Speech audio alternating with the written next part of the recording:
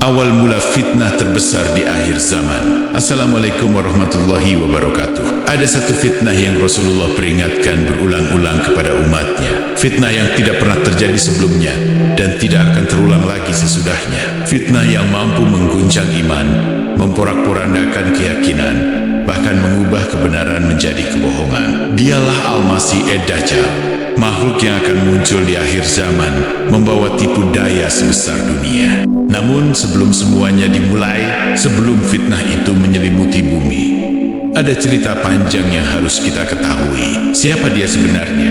Dari mana asalnya? Dan mengapa seluruh nabi memperingatkan umatnya tentang makhluk ini? Di episode pertama ini, kita bukan hanya mendengarkan cerita. Kita sedang menyiapkan hati dan iman agar tidak menjadi bagian dari orang-orang yang tertipu ketika waktunya tiba.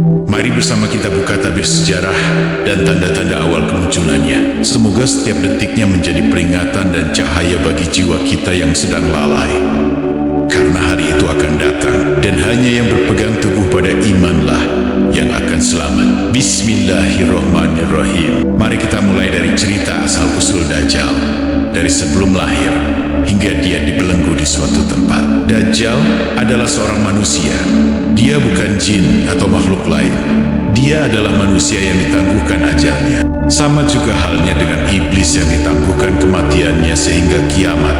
Nanti Dajjal adalah manusia yang berhati iblis. Ayah dan ibunya berketurunan Turki dan Mesir. Mereka berasal dari sebuah kampung kecil bernama Roblah. Kedua orang tuanya adalah kakak beradik, seibu dan sebapak. Mereka berhubungan badan tanpa ikatan perkawinan. Dan ketika orang kampung mengetahuinya, mereka bersepakat mengusir mereka dari kampung tersebut. Kemudian mereka berpindah ke kampung pedalaman bernama Samiri. Di negeri Mesir, pekerjaan ayahnya menjaga dan membersihkan kandang ternak dan membelah kayu. Setelah beberapa waktu tinggal di dalam rumah tumpangan milik seorang peladang, maka mereka berkeinginan untuk mendapatkan anak. Setelah berusaha dengan berbagai upaya, istrinya itu tidak juga hamil. Maka istrinya bermunajat memohon supaya diberi petunjuk. Maka satu ketika, bermimpilah sang istri bertemu dengan seorang pendeta kaum mereka. Azazil telah menyerupai dan menjelma sebagai pendeta. Sang istri disuruh memohon pertolongan di sebuah kuil jauh di ujung kampung. Lalu sang istri menceritakan mimpinya itu pada suaminya.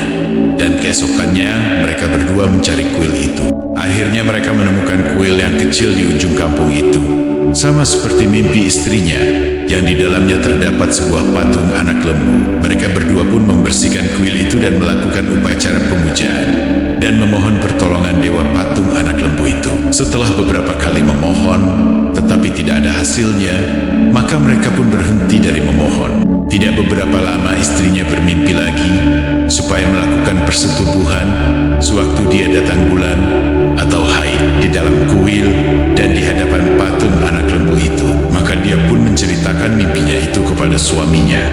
Dan ketika saat itu tiba, mereka pun melakukan seperti yang disuruh di dalam mimpi istrinya itu. Tidak lama setelah itu, sang istri mengandung, tetapi kandungannya itu sangat besar dan lama, yaitu 13 bulan.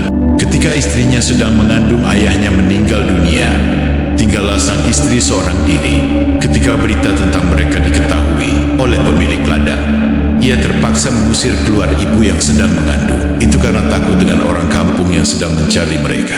Mereka dicari untuk dibunuh, karena sejak mengandung cikal bakal Dajjal, desa tersebut menderita kemarau yang panjang. Dan mereka beranggapan keluarga ini yang menyebabkan datangnya musibah di kampung mereka. Itulah sebabnya orang-orang kampung senantiasa mencari keluarga ini. Ibunya pun pergi ke kuil kecil untuk melahirkan anaknya itu.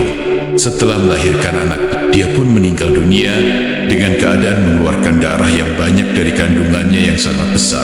Itulah sebabnya wanita itu meninggal dunia sesaat setelah melahirkan. Bayi ini cacat sebagian anggota tubuhnya. Kulitnya bersisik seperti ular, berkepala besar, buta mata kirinya dan mata kanannya tertonjol keluar. Jadi kedua matanya adalah cacat. Tertulis di dahinya tulisan kafir. Tulisan ini dapat dibaca oleh setiap orang Islam, baik itu yang pandai membaca maupun tidak. Berdasarkan hadis riwayat At-Tabrani, tanda ini menjelma dalam diri Dajjal setelah dia mengaku sebagai Tuhan. Dajjal dilahirkan sekitar 100 tahun sebelum Nabi Musa. Setelah beberapa tahun, maka tempat persembunyian Dajjal akhirnya diketahui oleh orang kampung.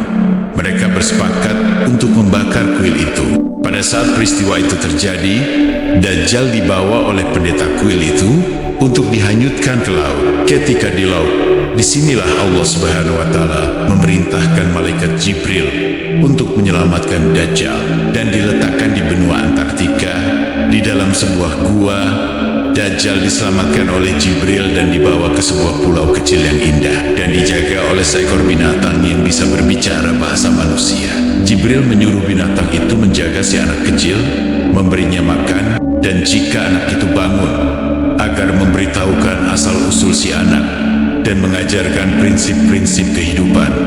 Dajjal atau Samiri dirawat oleh binatang itu dengan penuh kasih sayang, dan Jibril sesekali datang menengok anak itu hingga pada suatu saat di usianya yang ke-7 dia bangun dari tidurnya. Dia keluar dari gua tempatnya berteduh, berlari keluar dan bertemu dengan binatang yang mengasuhnya. Pertama dia takut, tapi kemudian binatang itu mengajaknya bicara. Engkau adalah anak kecil yang diselamatkan oleh malaikat Allah Subhanahu wa Ta'ala. Binatang tersebut menceritakan tentang sejarah asal-usul si anak. Binatang itu berbicara, Jibril menyuruhku untuk memberitahumu bahwa engkau adalah anak yang disayangi oleh Allah Subhanahu wa Ta'ala dan diberi kehendak bebas untuk memilih jalanmu. Jika engkau mengikuti jalan Jibril dan para nabi, maka engkau akan menjadi orang yang mulia, raja yang hebat di muka bumi ini. Jika engkau mengikuti jalan iblis, maka engkau akan menjadi pendurhaka yang akan dikutuk oleh makhluk seisi bumi, karena engkau akan berbuat kerusakan yang sangat besar dan jahat tiada tara. Samiri kecil membalas, apa buktinya bahwa kau, hai binatang, berbicara benar? Maka oleh binatang itu, Samiri diajak ke suatu tempat di pulau itu dan menunjukkan lempeng-lempeng bertulisan tangan Jibril. Ini ditulis sendiri oleh malaikat yang mulia Jibril dan merupakan pedoman hidup untukmu. Janganlah kau melenceng dari pedoman-pedoman ini, atau kau akan menjadi manusia durhaka. Lempeng-lempeng itu bertuliskan, di antaranya Allah Subhanahu wa Ta'ala adalah Maha Pencipta, Raja alam semesta. Sembahlah hanya Allah dan jangan mempersekutukannya. Di sisi lempeng itu ada segumpal zat atau materi yang merupakan sisa alat tulis Jibril yang dibawa dari surga. Samiri kecil memegang zat itu dengan tangannya, dipermainkannya, dan dia menemukan bahwa zat itu sangat ajaib. Karena bisa menghidupkan kembali untuk sejenak hewan yang sudah mati, zat inilah yang kelak digunakan Dajjal, sehingga bisa menghidupkan makhluk yang sudah mati. Binatang pengasuhnya mengajarkan kepada Samiri cara-cara ritual, menyembah Allah Subhanahu wa Ta'ala, dan menyuruhnya agar rutin melaksanakannya. Namun, anak itu enggan dan selalu membangkang hingga usianya dewasa. Dia sangat tertarik pada kehidupan di pulau itu. Dipelajarinya semua aspek ilmiah dan dengan kecerdasannya yang luar biasa. Dia mampu menguasainya dengan bantuan penjelasan dari pengasuhnya. Sewaktu di dalam tidurnya, malaikat Jibril telah pula mengajarkan ilmu-ilmu hikmah kepadanya, tanpa mengetahui bahwa Dajjal juga dipelihara oleh Azazil atau iblis. Ini adalah permintaan Azazil kepada Allah Subhanahu wa Ta'ala yang juga dikabulkannya. Dikala itu Azazil juga telah menjelma menjadi ular besar dan memberinya makanan dan air minuman yang dimasukkan ke dalam mulutnya.